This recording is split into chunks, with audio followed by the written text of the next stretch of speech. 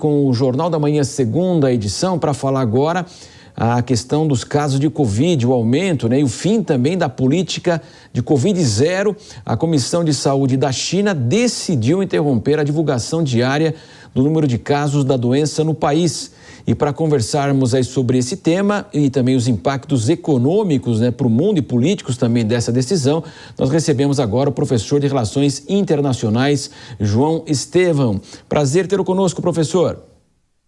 Prazer, Marcelo. Bom dia. Professor, nós sabemos que a China, de fato, ela teve uma atuação muito radical em relação aí à expansão na Covid. São 3 anos.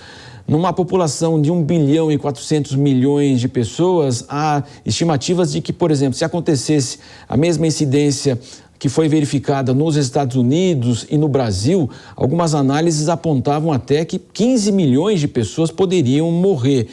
Evidentemente que houve toda uma preocupação do governo, como é que você vai administrar uma situação como essa? Nós sabemos aqui as questões políticas que envolveram Donald Trump, Jair Bolsonaro. Então, a pandemia, de fato, trouxe complicações aí para a saúde, economia, perdas, infelizmente, de muitas vidas, mas foi uma decisão que o governo chinês tomou justamente imaginando a proporção que poderia chegar. Mas é claro que após 3 anos há uma grande repercussão e também uma insatisfação das pessoas na testagem diária, no fechamento de empresas. Como é que o senhor analisa aí toda essa agitação agora e pressões, inclusive, contra o governo do presidente Xi Jinping? Bom, o cenário agora na China realmente é bem complicado por várias questões, desde questões de mobilizações sociais, como a gente viu inclusive nos protestos da população chinesa contra as medidas da política de zero Covid, contra todas as restrições de lockdown, e todos aqueles cerceamentos também da própria mobilidade das pessoas entre as cidades chinesas. E a gente vê hoje uma insatisfação também com os resultados econômicos que essas medidas geraram, né? Já no início do ano se apontava uma perda tanto em termos do próprio crescimento do PIB, que esse ano vai chegar a uma estimativa de 2,7% de crescimento, segundo o Banco Mundial, que atesta uma diminuição da capacidade econômica chinesa.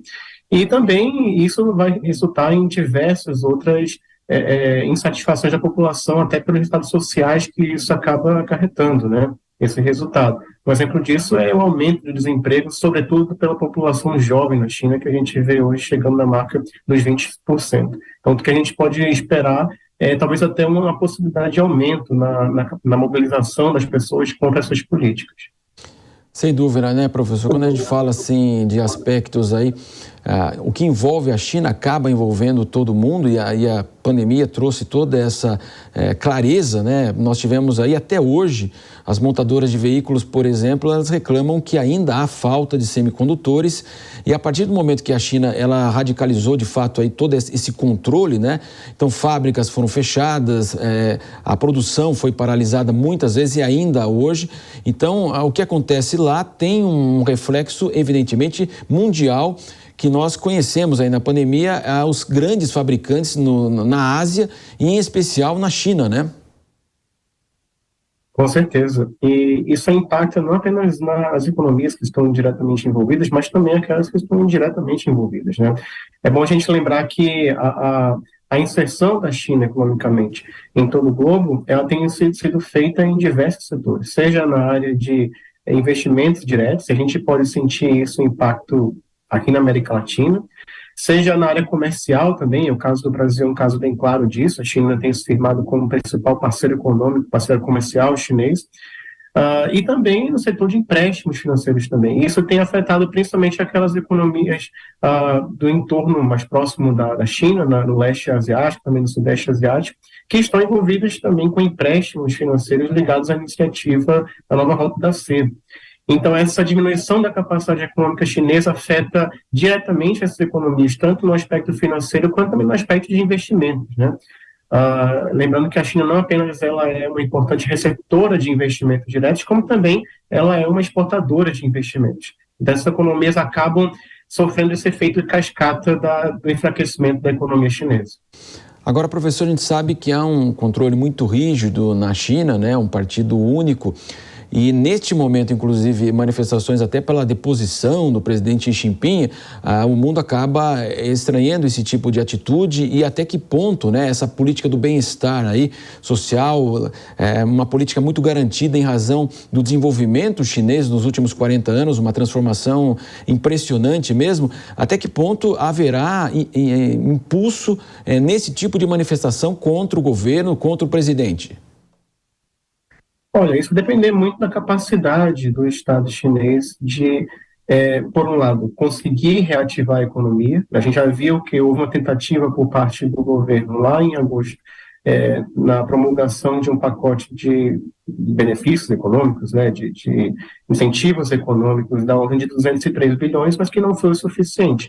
Agora, cabe ver quais vão ser os próximos passos que o governo chinês vai desenvolver para além dessa política de fim das restrições, ou de flexibilização das restrições com relação à Covid. E também isso vai depender muito das próprias forças sociais que estão sendo desenvolvidas na China. Como eu falei, esse aumento de desemprego na juventude acaba também sendo uma força que pode contar para aumentar essa reação negativa contra o governo chinês. Então, isso vai depender muito da capacidade de mobilização e de ajustes do Estado chinês em relação à sua população e também de toda a série de resultados sociais que a gente vai ver com o próprio fim das restrições, né, em relação à Covid, né? É importante lembrar que diversos setores têm sido afetados independentemente dessa política de restrições. Então, isso também vai acabar mostrando quais vão ser os resultados nessa capacidade da população de responder a essas políticas. E, professor, para que a gente possa contextualizar, né, João Estevão, estamos conversando com o professor, era muito rígido mesmo, né? As pessoas não tinham autorização de sair, havia um controle muito expressivo, até mesmo as quarentenas, quem seguia para a China ou voltava para a China tinha que ficar preso praticamente no hotel, a questão dos alimentos, isso foi muito forte, testagem praticamente diária, fechamento de empresas, e depois nós tivemos aí isso por 3 anos. E o episódio que acabou detonando tudo isso foi aquelas pessoas que morreram num edifício, supostamente não conseguiram sair e no incêndio elas acabaram sendo vitimadas. Então, isso acabou detonando toda essa situação, né, professor? Com certeza. E, enfim, é isso que a gente tem visto, né, nesses últimos 3 anos. Não é algo que se iniciou no ano 2022, não é algo que se iniciou no ano passado. É uma política que já leva 3 anos e pessoas que não podiam até se comunicar com seus familiares, tem até casos de operários que tinham que sair das suas fábricas, fugir, na verdade, para poder chegar a outras cidades e se reunir com seus familiares. Tudo isso acaba levando a essa geração essa insatisfação, né, por parte de uma população que já estava há anos vendo essas políticas repressivas. Agora é esperar para ver quais vão ser as próximas medidas que o governo chinês vai tomar, né? Era óbvio que a insatisfação popular iria desencadear mais protestos, o que impediria a sustentabilidade dessas políticas de restrição. É improvável também, pelo menos ao meu ver, que o governo chinês mantenha ou volte a manter essas políticas de restrição, apesar do aumento dos casos de Covid. O que se pode esperar é uma tentativa de negociar algumas medidas de maior testagem e também de favorecimento de campanhas de vacinação, de medicamentos para tratar daqueles que já estão infectados com a Covid. Isso parece que vai ser o principal foco do governo chinês, para evitar maior insatisfação dessa população, inclusive. E também, claro, para evitar que a atividade econômica caia ainda mais, como já tem acontecido com diversas fabricantes no território chinês. E ao mesmo tempo, né, professor, a gente falava dessa total conexão mundial aí que foi demonstrada aí em relação à pandemia. Quando se aumenta também o volume de casos, tudo começou praticamente na China, agora pode haver uma explosão de casos, isso também, como a gente falava há pouco, né, vai mexer com o mundo, também traz uma preocupação de uma possível expansão de variantes aí, que possa essa expansão gerar mais Covid para outros países também, né, professor? Com certeza, com certeza. A gente vê a possibilidade até de ser respingado aqui no Brasil, né, esse aumento do caso de Covid. Há também a própria preocupação de se chegar a uma outra variação do vírus Omicron, que pode também ser até mais infecciosa, ter uma taxa de contágio maior. E, claro, isso pode também gerar efeitos no mundo todo, né? Ainda mais pela própria inserção da China no mundo. Lembrando que a comunicação que a China tem com os demais países afeta não apenas economicamente falando, mas também em termos sociais. Afinal de contas, somente são contatos entre pessoas. Isso pode acabar aumentando ainda mais a taxa de infecção da Covid, o que pode diminuir ainda mais a prospecção de uma recuperação da economia global e de todos os efeitos que essa pandemia ela tem gerado nos últimos anos, né? E isso, claro, vale lembrar num ambiente em que a gente vê uma série de crises no mundo todo, sobretudo ligado ao leste europeu, que pode piorar ainda mais a situação econômica de país dependente das exportações chinesas, inclusive como é o caso do Brasil, né?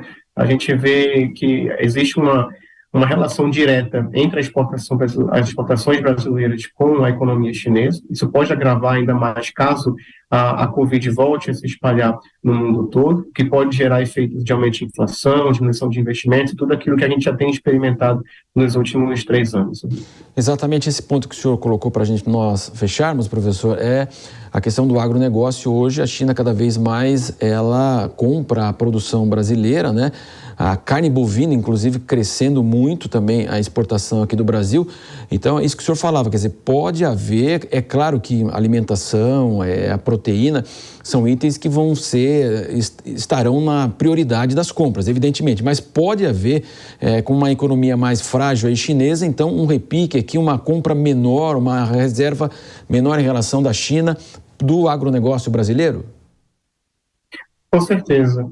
Uma coisa que tem sido verificada, já existe atualmente e que pode se manifestar ainda no futuro, é essa redução da demanda chinesa às fábricas e dos demais setores da economia chinesa em relação a produtos primários, tanto no setor do agronegócio, quanto também de outros produtos, como ferro, como petróleo, o que pode acarretar não apenas um aumento, né, da inflação aqui no Brasil, inclusive pela diminuição também de exportações, né, da China para aqui. Lembrando que a China é um importante parceiro comercial do Brasil, não apenas de exportações também de produtos primários brasileiros, mas também de exportar para o Brasil produtos manufaturados. Então, essa diminuição da atividade econômica na China pode levar tanto a uma diminuição das importações chinesas, o que pode afetar aqui os setores primários no Brasil, incluindo o agronegócio, mas também pode acabar afetando a nossa própria inflação, uma vez que a diminuição de exportações de produtos manufaturados chineses para o Brasil acarreta esse aumento de preços. Isso não apenas no Brasil, mas todos os países que têm esse grau de dependência com a China. Isso na América Latina, isso no continente africano, no Sudeste Asiático. Então, a gente consegue ver que isso pode acabar denotando uma crise no globo como um todo. E, claro, o Brasil vai ser um dos principais epicentros, se essa tendência ela continuar se manifestando, essa queda no ritmo da atividade econômica. Conversamos com o professor João Estevão, falando de toda a complexidade aí do avanço da Covid-19 na China. Professor, muito obrigado pela participação do senhor aqui na programação da Jovem Pan. Até a próxima. Muito obrigado.